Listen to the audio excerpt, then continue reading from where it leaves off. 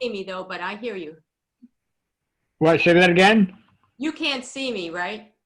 Yeah, I can. No, I'm kidding. No, I can't see you. The reason why I got your attention is it looks like there's two instances of you on screen, which is fine as long as you can hear me. Yeah, I'm trying to get my laptop and it's not working. Okay. Yeah, don't sweat it. Good evening, everyone. um, tonight's sutta is on the Agantuka Sutta, which is a sutta that I mentioned prominently on the home page because it's an important one. This sutta teaches the importance of right view as right view relates to the Eightfold Path and as right view relates to Dhamma practice. This is a sutta that is pure instructions. It's a sutta on how to apply the Dhamma once we understand the Four Noble Truths and the Eightfold Path. This is how to do it, and this is how not to do it. It's a fascinating and relatively short sutta. The Buddha's words. Friends, I will teach the value of developing direct knowledge and profound wisdom. This is why you would practice the Dhamma, for direct knowledge and profound wisdom. Listen carefully. Suppose there is a guest house where people from all directions and all professions and all positions take up residence. I'm still getting used to my dentures, so bear with me. In this same way, anyone who cultivates and methodically practices the Noble Eightfold Path will comprehend with direct knowledge and profound wisdom whatever phenomena there are to be comprehended with direct knowledge and profound wisdom. Again, there's such an important clue here, if you want to use that word. Really, it's not a clue, it's direct teaching. The Buddha is saying, through the framework of the Eightfold Path, you will naturally put your focus on what is required, and your focus will naturally not drift to what is simply distraction. I'm going to read that again just to listen to the Buddha's words again on that. In this same way, anyone who cultivates and methodically practices the Noble Eightfold Path will comprehend with direct knowledge and profound wisdom whatever phenomena are to be comprehended with direct knowledge and profound wisdom. The phenomena to be comprehended is going to be taught in just a moment. The Buddha doesn't leave anything to our fabrications. Furthermore, they will abandon whatever phenomena are to be abandoned through direct knowledge and profound wisdom. Furthermore, they will experience whatever the phenomena are to be experienced through direct knowledge and profound wisdom. Could you turn down your mics, please? Furthermore, they will develop whatever phenomena are to be developed through direct knowledge and profound wisdom. Again, the Buddha is just giving us encouragement. If you simply incorporate the framework of the Eightfold Path, you will practice the path the way it's meant to be practiced. That's why the framework is there. The Buddha continues, and which phenomena are to be comprehended with direct knowledge and profound wisdom? Does anybody want to answer that who hasn't read it? What's the key issue for all of us as Dhamma practitioners is understanding the nature of understanding the suffering that arises from ignorance of Four Noble Truths. That ongoing experience of ignorance rooted in ignorance of Four Noble Truths is called the five clinging aggregates. And that's what the Buddha is saying here. That's what's to be understood. And which phenomena are to be comprehended with direct knowledge and profound wisdom? The form aggregate, the feeling aggregate, the perception aggregate, the mental fabrication aggregate, and the consciousness aggregate, the five aggregates. The five clinging aggregates, or, to put it simply, a confused and deluded self is what is to be understood. Getting back to our study last year of the true Vipassana, insight into the nature of self in relation to its environment.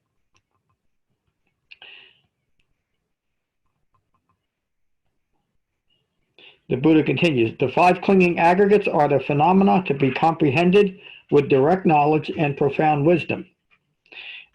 There's no other phenomena to be comprehended with direct knowledge and profound wisdom except the self, except the human being. And which phenomena are to be abandoned with direct knowledge and profound wisdom? Ignorance and craving for becoming further ignorant are the phenomena to be abandoned with direct knowledge and profound wisdom. So those two lines incorporate the entire Dhamma.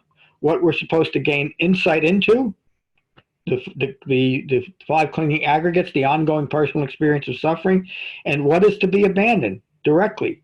Ignorance of Four Noble Truths. There's no, when you read these, and many suttas are like this, it's hard to understand how confused people could be about what Buddhist practice really is.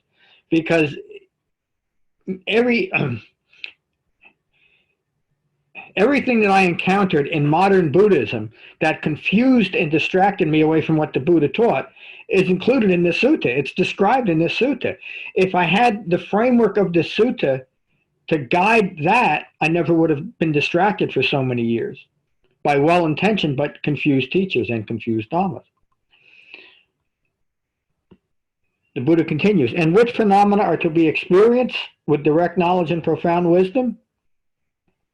Knowledge with regard to stress and release from ignorance of Four Noble Truths are the phenomena to be experienced with direct knowledge and profound wisdom, the nature of suffering.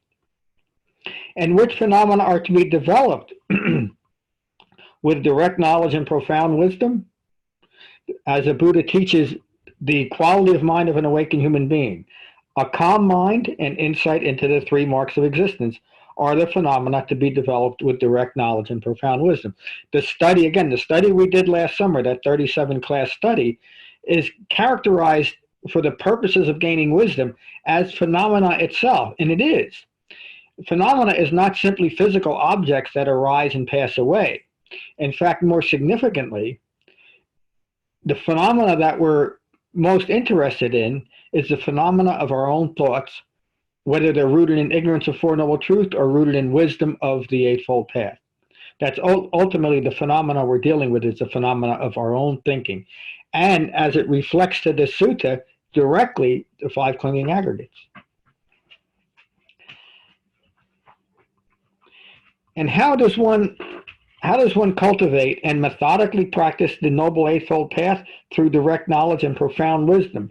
They comprehend appropriate phenomena and abandon appropriate phenomena, a phenomena that's to be abandoned that is not leading to the goal, such as thinking I have to solve the issue of world hunger before awakening can occur, or any other, or I need to do 108 prostrations before I can awaken, or any other fabrication. Is through the Eightfold Path. Abandon appropriate phenomena, experience appropriate phenomena. That's such an important line. It teaches restraint in that one line. I'm not here to experience every single thing I can have.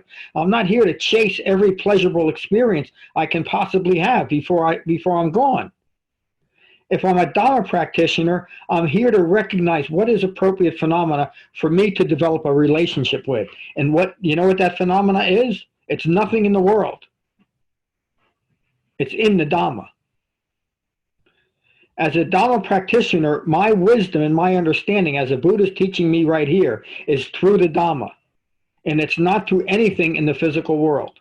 That doesn't mean we shouldn't take enjoyment out of the things of the physical world. We simply shouldn't be craving after them or clinging to them once we've acquired them. The Buddha continues, anyone who develops right view is dependent on seclusion, on dispassion, and on cessation of ignorance. I'm going to read that again and then complete it. Anyone who develops right view is dependent on seclusion. That's a reference to right meditation, by the way. And Lorna expressed this really wonderfully about a year ago. And on our cushion, we take that seclusion established on our cushion out into the world. And so a well-concentrated mind, a mind resting in jhana, is a mind that is continually secluded from the world while that person is in the midst of the world. There's simply no reaction. There's no clinging. It's maintaining a calm and peaceful mind that the Buddha referenced just a couple paragraphs ago. Is dependent on seclusion and dispassionate and on cessation of ignorance that results in release from wrong views. Right view is a process that culminates in a release from wrong views. It makes sense, doesn't it? In fact, it's so obvious. How could it be so misunderstood all these years? Well, I missed it myself. Because we have a fabricated mind that wants to think that the culmination of me has to be in some grand expression of fabrication, such as a Christian heaven or a Tulsita heaven, or there's a very popular religion that states if I did everything right, I'm rewarded with, I think it's 70 virgins on my death. That would have been something that appealed to me when I was a 15-year-old. Now I know that's a great distraction, isn't it? This is what the Buddha is teaching us. Right view culminates in the cessation of all wrong views rooted in ignorance. Right view culminates in understanding. Through direct knowledge, and how many times the Buddha is using this phrase here? The Dhamma is about direct knowledge. It's not about conceptual knowledge. It's not about the knowledge that I might get from a knowledgeable Buddhist minister or priest, or anything else that I cannot feel, that I cannot experience directly. Direct knowledge is to be experienced. The only way we know that we have direct knowledge is when we have the direct experience of developing that knowledge. That's what I'm trying to get out. Through direct knowledge and profound wisdom, they develop. Let me say that again. Through direct knowledge and profound wisdom, they develop what the Buddha is going to describe as the Eightfold Path. They develop right intention, right speech, right action, right livelihood, right effort, right mindfulness, and right meditation. I'm going to read it again and make a point. Through direct knowledge and profound wisdom, they develop right intention, etc., the Eightfold Path. So when there's a very important instruction here. If we find that we're struggling with the Eightfold Path, now we're not quite clear, are we doing it right? We're not doing it right. But it doesn't mean that we're doing it wrong and it should be abandoned. We simply should acknowledge that if my Dhamma practice is not giving me direct knowledge and profound wisdom of right intention, right speech, right action, right livelihood, there's something missing from my Dhamma practice.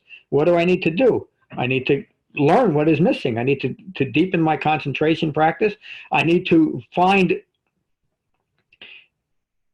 what the Buddha is describing here, how to apply the Eightfold Path in this remarkable way, in this effective way.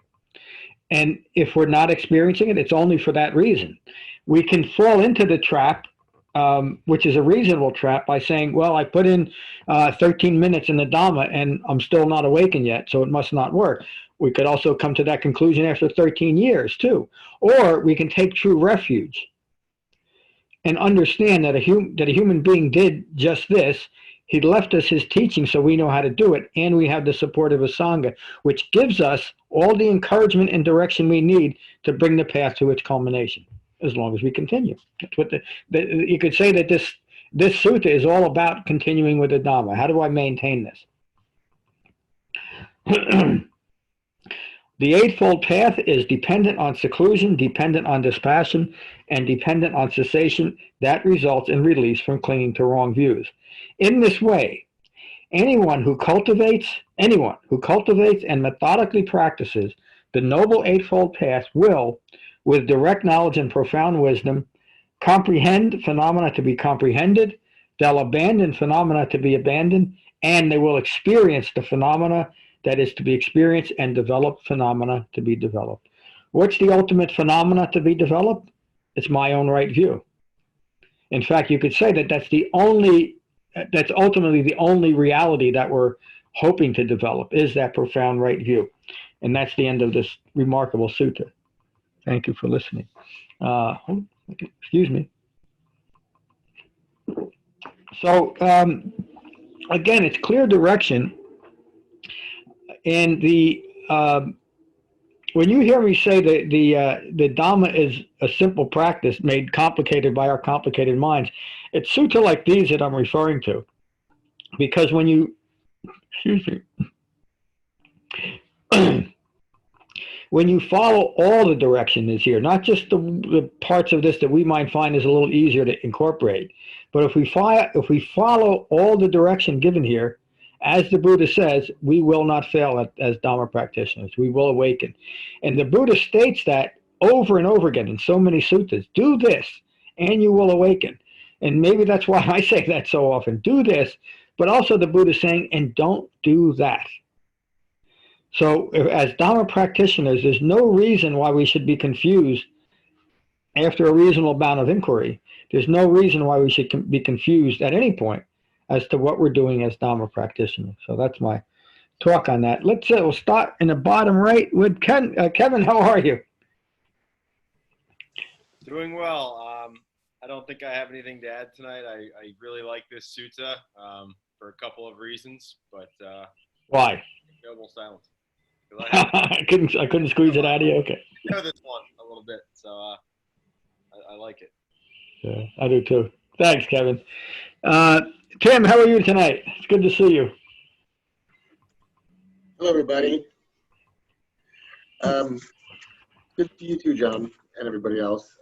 This sutta is, I found a lot of references to the wheel of the Dhamma, with the understanding, with the abandoning, with the realization, and with development. And the Buddha goes through all those things in the same way, just like with the Four Noble Truths, to understand the truth of suffering, like the suffering, to abandon the cause of suffering, which is the clinging and craving, and to realize the cessation of suffering, and then the development of the path, of the Eightfold Path. And he goes through all that on all these aspects. And it just reminds me of how so many things are indeed cyclical. And when you think about cycles, there is no, it is the definition of impermanence. There is no beginning, there is no end. It's a cycle. At any point is a beginning, at any point is an end. And it really, and all things, I know this sounds really out there, guys, but if you think about it, all things are cyclical in our impermanent life and in the impermanent universe. You know, the earth goes around one day, the day is born, the day dies. That goes around the sun as a circle.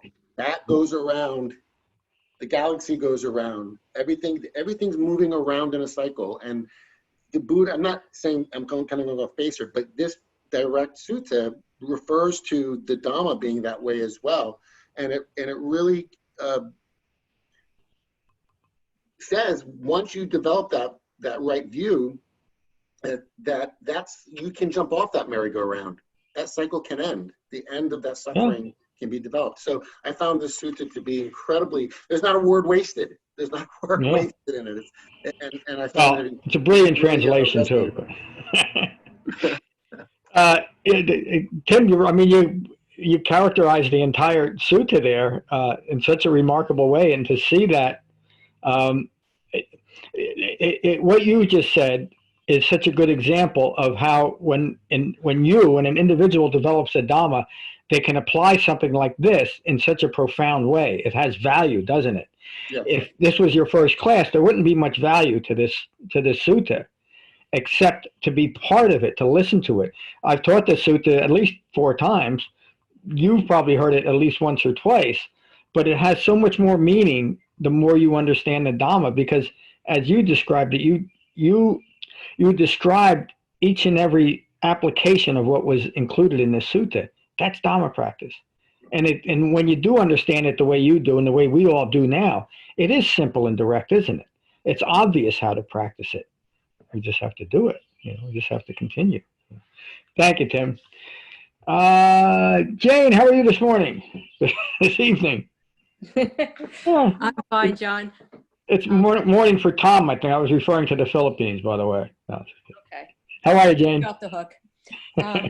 No, this sutta again just shows how direct the teaching is. I mean, this is what you do. This is what you don't do. Yep. And if you run into trouble, you're finding you're not doing what you're supposed to, then you deepen your concentration, you deepen your practice, and you rely on the sangha to help you, get on the right path.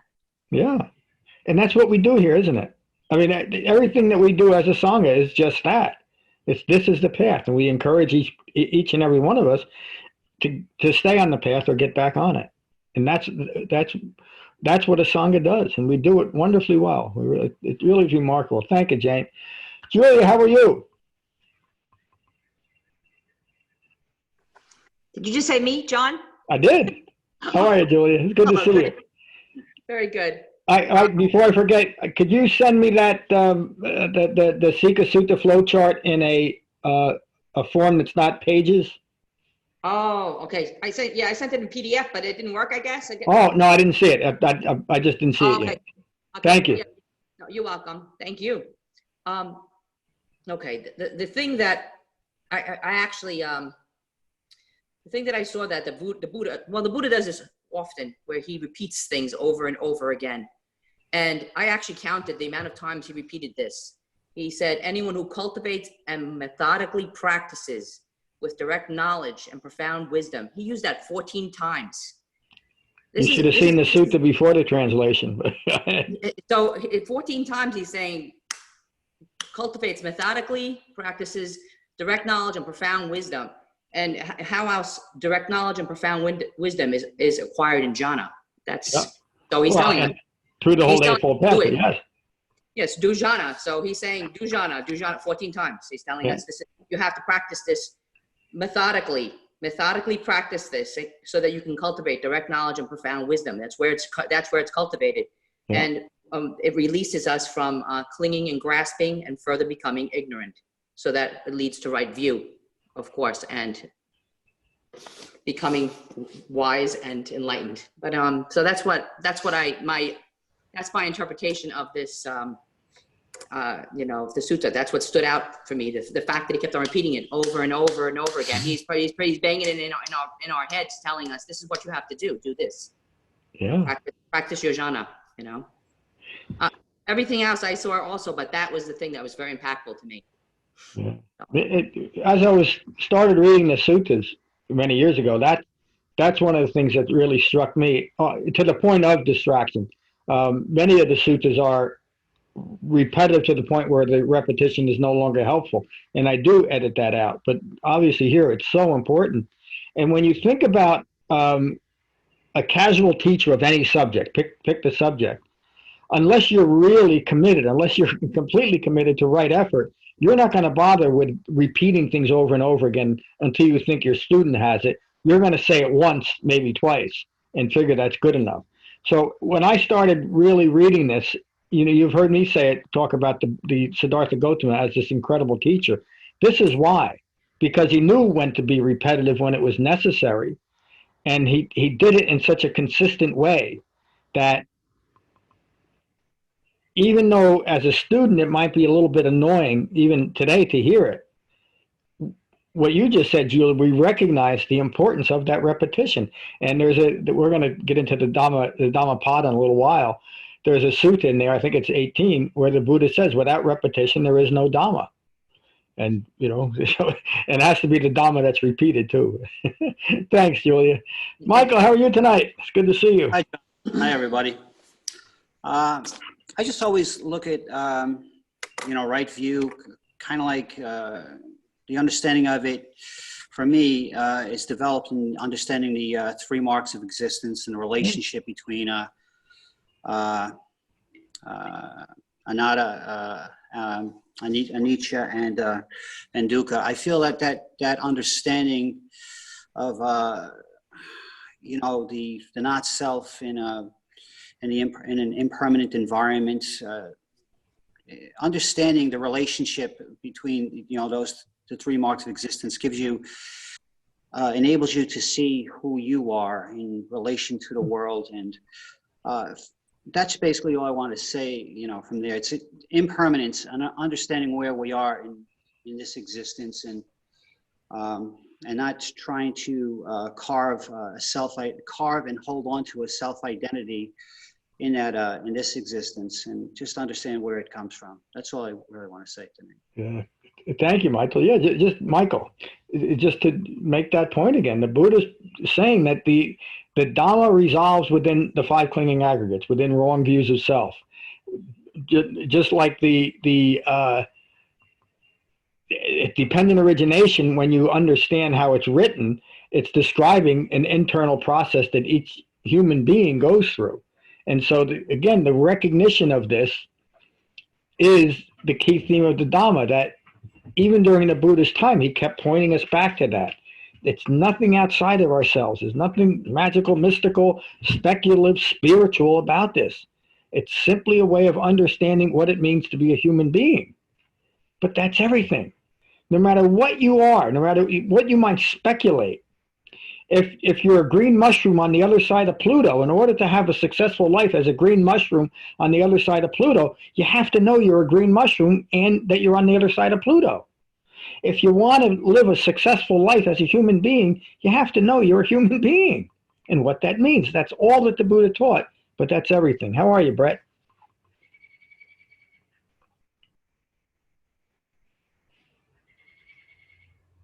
Hello, Brett. Brett, can you, there you are. Yep, thank you. How are you, my friend? Thank you. Thanks for your teaching. Hi, everybody. Good to be here. It was a real practical sutta, and I want to take a look at the 5 clinging aggregates, and I think I get hung up in a lot of that, a lot of them, and I think that's definitely a hindrance for me. But it was definitely good to, take it all in, and I think I like to reread it again, but it was good. Thank you for your teaching. Thank you, Brett. The 5 clinging aggregates are form, feeling, perceptions, mental fabrications, and consciousness, ongoing thinking rooted in ignorance of Four Noble Truths. And the clinging refers to, we fabricate a self by clinging those 5 disparate phenomena together into one thing and calling that, in my case, John, in your case, Brett. So even though we're using unfamiliar verbiage, 5 clinging aggregates, all we're doing is looking in the mirror and saying, that's me. We see ourselves as this physical form, and we go on learning about who we are and describing ourselves in relation to our perceptions, the form fabrications, the feelings that give rise to perceptions and mental fabrications, and the thinking rooted in ignorance that supports that ongoing process. So it's not really that complicated. It's almost like you can't see the forest from the trees because it's us. It's so hard to see it, but it's us. Thank you. Yeah, that's the root of all my problem. Everyone. Yeah, I mean, that's like spells out so much of my last year of what stress that came up and from work and stuff like that, how I attached to all the stress. It's just and then the fabrications that come from the stress, and then yes, and who's doing it? Me. Out of what? Ignorance of the Four Noble Truths. What do you need to change? Realizing that everything is impermanent, or come back to my breath and realize that the things are fabrications, or you're done. You don't need this anymore. Yeah. Yeah, it really, your focus is right there, Brett. The 5 clinging aggregates aren't anything but a bunch of words that describe individual suffering. In a useful way, though. It's useful to understand that this physical body isn't me. I just describe it as me. My feelings that I used to describe myself yesterday, I can only use them today if I cling on to them and bring them into the present moment. Oh, I'm having a bad week. That's holding on to the past, isn't it? And the perceptions formed out of that relationship I have with my wrong views then clouds every single moment of my life until I'm free of them. And so you just mentioned the past year of your life. It's the aspects of your life that you're describing as the past year of your life are only significant to 5 clinging aggregates, because that's what was suffering all that time.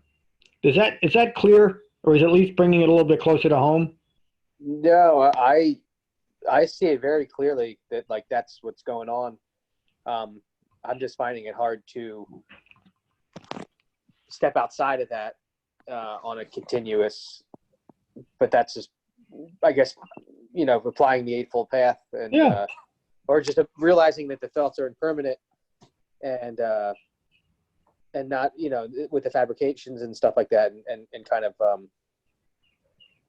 I keep, be easy on myself. It's just tricky. It's kind of it's challenging, but I have to keep on working at it. Yeah, and that's what you're doing tonight. So good for you. there's nothing personal. There's nothing Brett in the 5 clinging aggregates. Yeah, On the email and on the webpage is a Bahia Sutta. When you get a chance, just click on it and read. It's a it's a 2-minute sutta, but I think you'll find it helpful right now. okay. Good to see you, my friend. Thank How you. are you, Lorna? Good, thank you. Good evening, everybody. I'll sit in noble silence tonight, please. I'm glad you joined us. Thank you. How are you, Josh?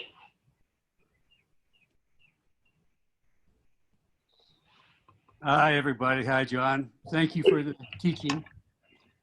My pleasure. I just had why do you suppose the Buddha used the metaphor of the guest house? Oh, I should have described that. There's actually another sutta. Oh, I can't think of it. Where it uses the same metaphor, but so the Buddha starts us out. A guest house is where people of many disparate people or different people with different beliefs, different ideas, different cares, different concerns. There's no discrimination. Anybody can come into this guest house. So the Buddha is using the metaphor to describe all the different people that come to the Dhamma, and then he's describing out of all those people how to be a successful Dhamma practitioner. Almost in that in a guest house of say 100 people, there might be one authentic Dhamma practitioner. In the original sangha, as it was developing, there were people that had different ideas from different conditioned thinking, and the Buddha is saying you can't be like that. You can't celebrate your diversities and your differences within the Dhamma. That's for outside of the Dhamma. The Dhamma needs to be very clear and very well focused. So it's not open to everyone and everything, and it was never meant to be. So when we get to the Dhammapada, I wish I could think of the name of that. It's a very interesting sutta, and the Buddha uses this metaphor in a much deeper way, I think a much more useful way. Pardon me? Not knowing the background of that, as you just explained, I was thinking it could be that the people coming into the guest house could be the guest house could be an individual. So let's say it's Josh. Is it Josh the golfer, or Josh the husband, or Josh the son, or Josh the father? And all these different Joshes come, and the Buddha is saying we have to, all these identities, these that we have of ourselves, have to be kind of gotten rid of to see our true self. And I didn't know whether that might have been a possibility there. I wouldn't say it's a possibility. I think it's a correct view. One of the interesting, and I think this is why the Buddha, I used to think about this a lot, but I think I figured it out. Why did the Buddha use metaphor so often? It's because painting that picture of the guest house allows you to make a direct connection that's useful to you and everyone else, including me. I think it's a very clear understanding of how to apply that metaphor to it. So we all create endless numbers of identities, don't we, that we cling to? Well, from moment to moment, I'm continually fabricating. Or I'm on the golf course, I'm Josh the golfer, and I get home, I'm Josh the husband, and so I have all these things that I just on a moment to moment basis am fabricating up who I am, and it's hard. I'm kind of like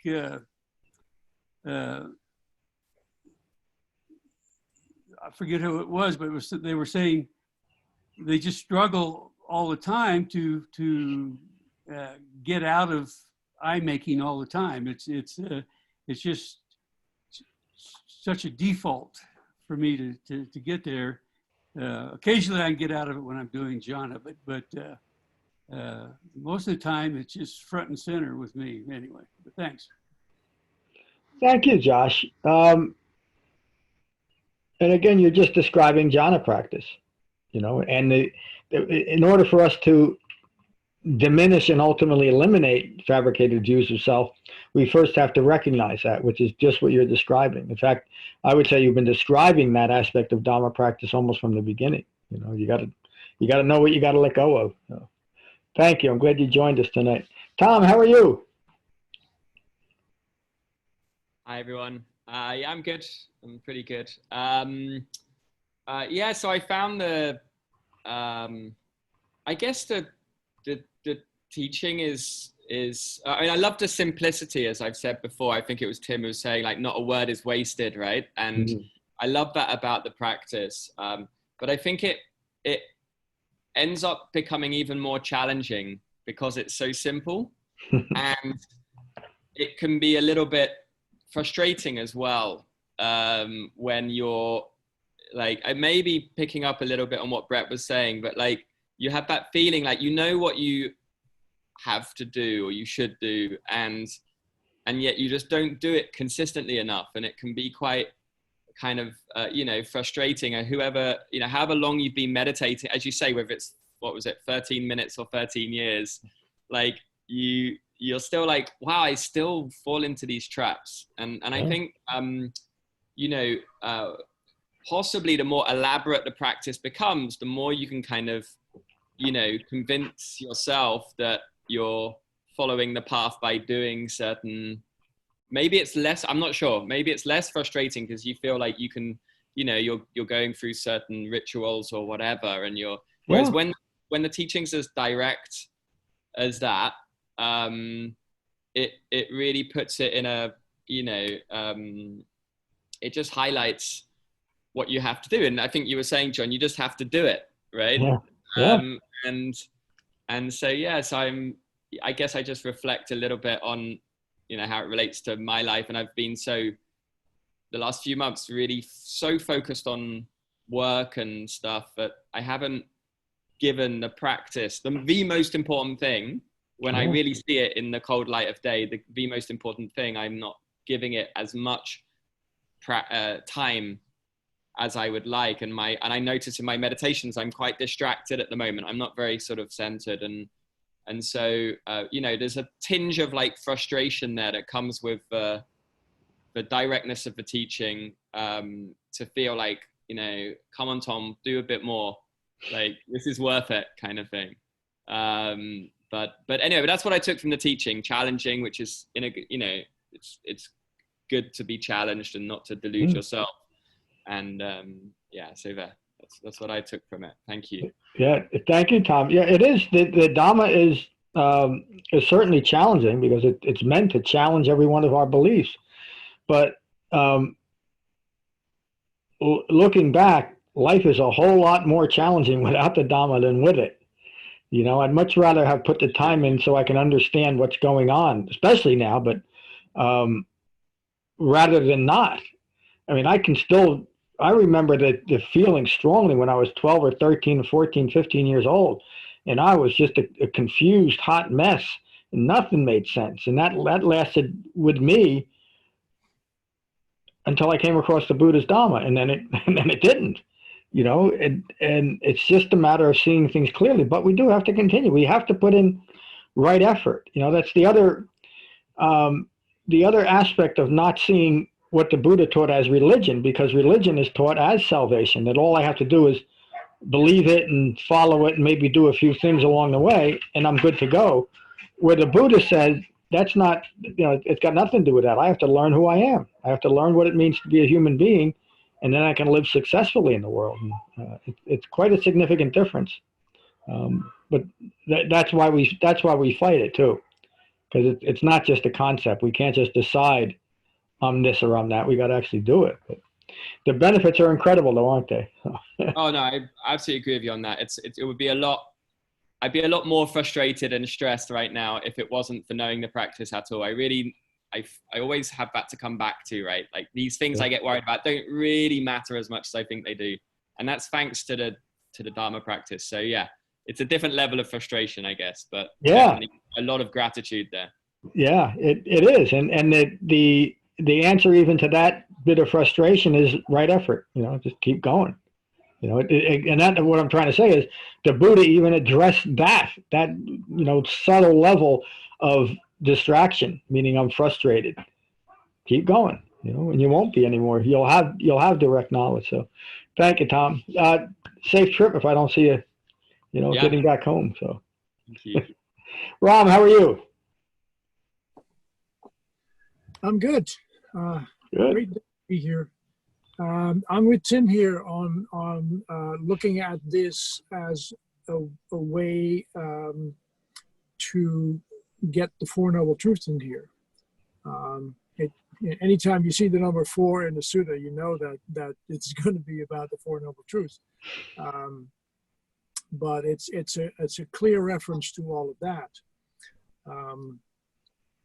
And then to speak that strongly about direct knowledge, that it's an actual, it leads to the experience of right view, of direct knowledge, is, as you go deeper into the Dhamma, that part of it gets to be, it leads to a certain ease in life, because you're no longer guessing at stuff all the time. Yeah. Am I doing this right? It leads to direct knowledge. I happened to glance on a few different translations on this, and how even a clear and direct sutta like this, because the word is translated as superior knowledge, all of a sudden you're bringing these classifications in your practice and in people as to being superior or inferior. You're right there back in the Abhidhamma, for the teachings for people with superior knowledge. That's where it comes from. Yeah, and there goes this beautiful sutta, and people walk right by it, or get completely lost in the brambles of the Abhidhamma. Yeah. Thank you for making that point about it. Just reading any translation of a sutta can be just as misleading as anything else, as thinking that you need to bow your way into Buddhist heaven, because it's not just the quality of the translation that's important. You have to also understand the influence. And this is true about if you're any type of translated literary work. You have to understand where that translator is coming from to understand why they translated in that way. And even more so through the Dhamma. So like you said, you could read 6 different translations of this sutta and it's 6 different meanings. And so my translation and restoration is to take that even further and restore it to reference dependent origination and Four Noble Truths, because that's what the Buddha taught. And that's not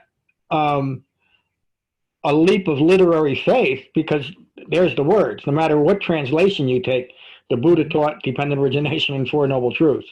It's when we get into the embellishments that we lose it. But when you see it, this in its pure form, you're also looking at it in its most simplest form.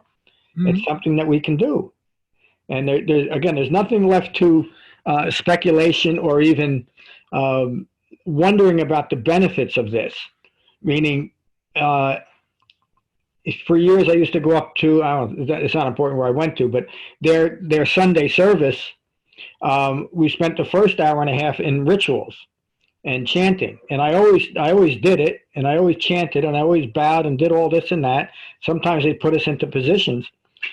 But I always felt like a fool doing it. And not because I thought the people that I was with were foolish. It just didn't make any sense. But I did it because everyone else was doing it. Ron talked about this great freedom that we have. I can't tell you the freedom I had when I finally realized that all I have to practice is Four Noble Truths and not the rest of it. It made things very simple and direct, but it also made it so that I could actually experience it, because I wasn't just engaging in concepts. I was doing something directly. Through direct knowledge, I was able to understand something that needed direct knowledge. You can't come about this from some, backhanded mystical way. You just can't get there. There's no clear path. So, What a great class. Is there any other questions about this?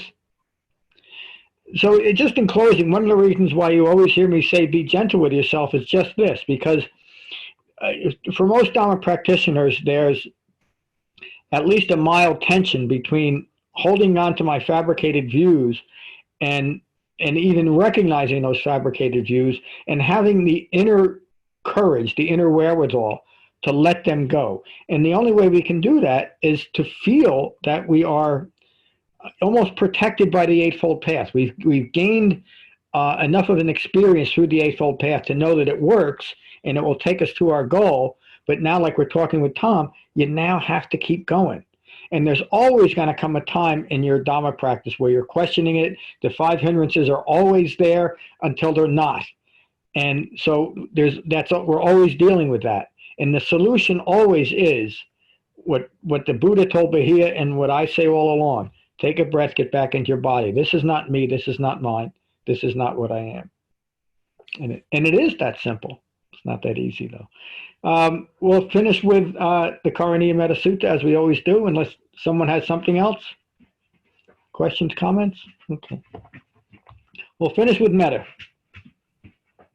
The Buddha's words on metta from the Karaniya Metta Sutta. This is what should be done by one who is skilled in goodness and who knows the path of peace. Let them be able and upright, straightforward and gentle in speech, humble and not conceited, contented and easily satisfied, unburdened with duties, and frugal in their ways, peaceful and calm and wise and skillful, not proud or demanding in nature. Let them not do the slightest thing that the wise would later reprove. Wishing, in gladness and in safety, may all beings be at ease. Whatever living beings there may be, whether they are weak or strong, omitting none, the great or the mighty, medium, short, or small, the seen and the unseen, those living near and far away, those born and to be born, may all beings be at ease. Let none deceive another or despise any being in any state. Let none through anger or ill will wish harm upon another. Even as a mother protects with her life her child, her only child, so with a boundless heart should one cherish all living beings. Radiating kindness over the entire world, spreading upwards to the skies and downwards to the depths, outwards and unbounded, freed from hatred and ill will. Whether standing or walking, seated or lying down, free from drowsiness, one should sustain this recollection. This is said to be the sublime abiding. By not holding to fixed views, the pure-hearted one, having clarity of vision, being freed from all sense desires, is not born again into this world. Thank you all for a wonderful class tonight. Peace. Thank you, John. Thank you. Let me stop the recording. So